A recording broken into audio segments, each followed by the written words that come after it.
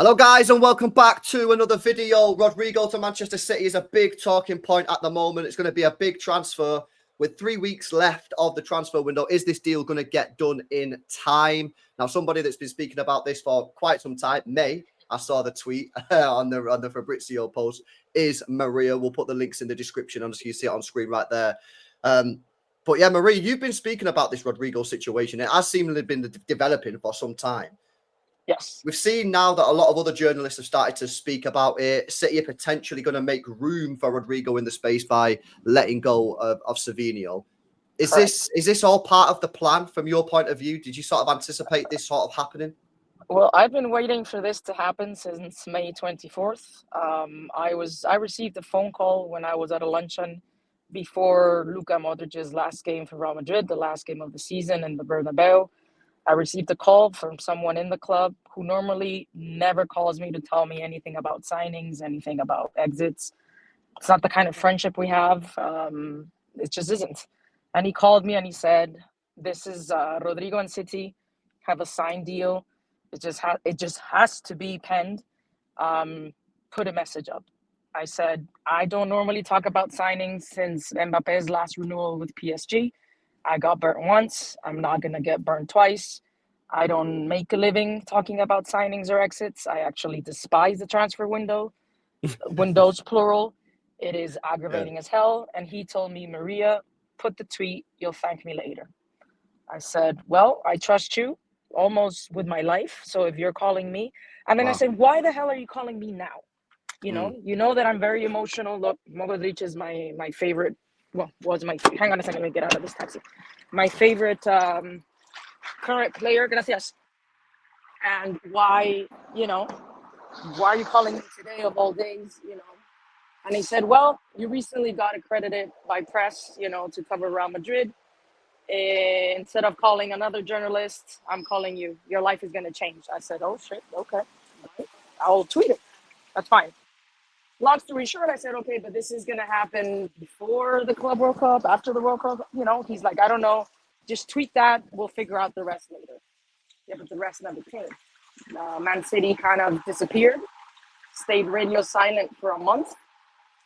And I kept messaging him. The hundreds of messages I received every single day from City supporters, from the UK, from Turkey for some reason, Chinese people, and I'm like, Jesus Christ. So I said, I'm going to kill you because your name, I'm never going to give up your name. I am loyal to you, even though you made me jump into a swimming pool without knowing if there was water in there.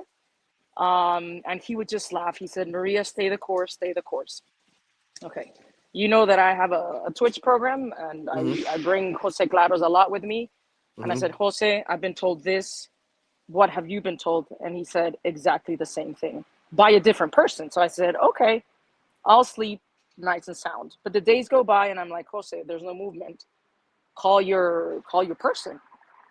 Oh, nothing's happening. Now they're focused on the World Cup. Nothing's happening. Okay, nothing's happening. And I would call my friend, hey, what's happening, dude? Nothing's happening. He said, stay the course. Next thing you know, Fabrizio Romano puts up this tweet. I'm like, this motherfucker. Now he's going to, pretend this is his information when I literally have been the only one who put something back in May, and I get haters all the time. Oh, why haven't you said anything else since then? And I'm like, because nothing else new has happened. I don't earn a living talking about this. I don't believe in tweeting every 3 days about the same thing without any changing information. So why would I?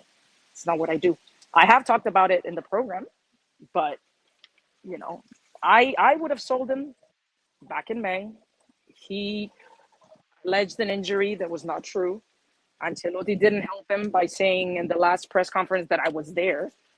He has discomfort in the thigh. I don't know which wine. And I'm like, who says I don't know which thigh? Like, are you kidding me? And he's out. He played 60 minutes in the Club World Cup and is not even starting today. So, I think it's pretty clear that he's out. He doesn't want to play on the right. He believes he's a starter. Good luck to you, man. Thank you for everything. Thank you for scoring against City. But goodbye. I wish you the best, as long as it's not against Real Madrid. That's it. That's all I got to tell him. So this information that you got then, Is this just between the player and the club, Manchester City, or is this a full agreement with Real Madrid and Manchester City as well? Player in Manchester City and Rodrigo asked the team after the Club World Cup to please listen to offers that came in. And Real Madrid said, we'll listen to offers. You have the last word to which team you go to, but they have to pay at least 100 million. And if you see the numbers that are being talked about, right, in the media with other transfers, Rodrigo is worth 100 million. He really is. I think he has devalued as the days have gone by and the less he has played. But is he worth 100 million? I think so. I really do. Okay, and what about this? What about this positional situation? Because of course, City have just signed Omar Mamouche. That looks like he's going to be playing on the left. So is Rodrigo desperate to play on the left, or is he? Would he be open to playing on the right? I think he wants to play on the left, but what he wants is to start no matter what. Ideally on the left. And he did start many games last season that he did not deserve to start. Like, he was atrocious this season, like the entire team really, but he really did not do well. And now you're going to have a tantrum because you got subbed off at the halftime of La Copa del Rey final because he never played since then, right? Come on now. How old are you? You can't have a tantrum when you're a Real Madrid player. Come on. No. I think he thinks he's better than what he actually is, you know? You think I think he thinks he's at the Mbappe Vinicius level and he's one step below. What's the sort of general vibe from Real Madrid fans? Are they gutted that he's going, or are they happy that he's going, or what's the sort of vibe? There's like two sides. Some people are really tired of his antics, me being one of them. And some people say, we got to support him through and through. I said, look, if he stays, I will support him because he's wearing the club's emblem. The same way I support Mbappe, and I didn't want Madrid to sign him. And I celebrate his goals, and I support him because once they put on that jersey, they're part of my team. But goodbye. I want him gone. I need him to be gone for my own sanity.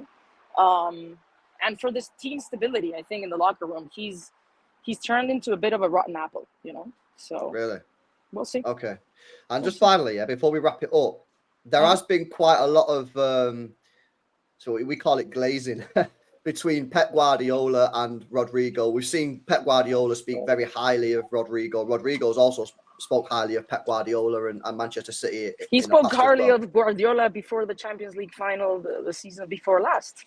Come on. He said, Manchester City is the best team in the world, or one of the best teams in the world. You are in the concentration before playing in Wembley. Like, what do you have in your brain? Crickets? Like, those things aggravate the life out of me. Like, they really do.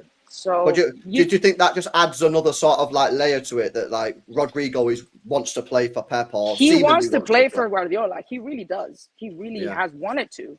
He's been negotiating in talks with City for a while now.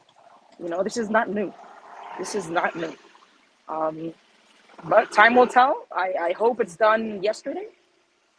I need to stop receiving messages from Manchester in its entirety. Including me. Sorry. Nah, I don't mind. But, because people are like, oh, Maria, when is it going to get done? I'm like, I don't work for the club. I cover the club, but I don't work for the club. Do you think they're going to call me and say, oh, we are now negotiating and these are the numbers we're standing on? No, that's not how the club operates. And if the club found out who called me, they would kick his ass out in a second. So, come on. Okay. Just before you go, do you think this is going to be a long, drawn-out saga? I mean, there's only 3 weeks left of the transfer window. From May 24th to now, you can't really drag it on much longer than that. Yeah. It needs to happen. I mean, I think today is the final nail in his coffin. If you're not starting today and you've been training since you got back from the Club World Cup and Brahim is playing instead of you, that's sending you a pretty strong message, At least to me it would. Okay. And it's a shame, I think he could have had many minutes. I think part of the problem, I am a psychologist as a professional, right? But I think part of the problem is his entourage and what they've told him and made him believe about who he is and whatnot. And in Real Madrid, you cannot demand to start. It doesn't work that way. You got to earn. You got to earn to be in that lineup. So Right. And they're playing now, right? They kicked off. They're playing. They literally started, and 6 they're not. minutes in. He's not in the team as well. And like you said as well about the injury that we didn't really know about. There's no information on transfer marks. It just says not in the squad. Like, what is all that? Not even injury or on the bench. He's just not in the squad for some reason. And then you had Ancelotti saying he needed at the end of the season in the La Liga. Oh, right. He didn't play the final 5 that he games. was injured. He said he was injured. The club never made an official announcement like they do about every single injury. And he put a story on Instagram laying on a gurney, like on an MRI kind of thing. What are you talking about? They're like, oh, he has right to his privacy. He has never withheld his medical information. The only one who did that was Gareth Bale towards the end of his career in Real Madrid. So I wasn't born yesterday. I was born in 1980. I've been around the block a couple of times. You're not injured, sir. You're having a tantrum. Get with the program. Grow the F up. And just, if you got to be benched, you got to be benched. His 45 minutes in the final of La Copa del Rey, he was like in slow motion. I'm like, what is this? He wasn't even running. I'm like, did he get subbed on or subbed off? Subbed off at halftime. He got subbed off at halftime. Yeah. Wow. Yep. In a final. Yeah, those were the last minutes he played for Ancelotti. He deserved it. I mean, the entire team deserved to be subbed off at halftime.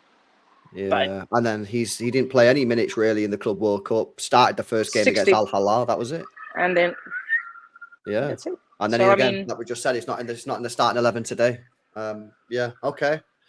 Interesting. Well, we'll see what happens. 3 weeks left. Will the deal get done? We need Savinho to leave, so let's see what happens, guys. But now, thank you very much, Maria, for coming on, giving us your time.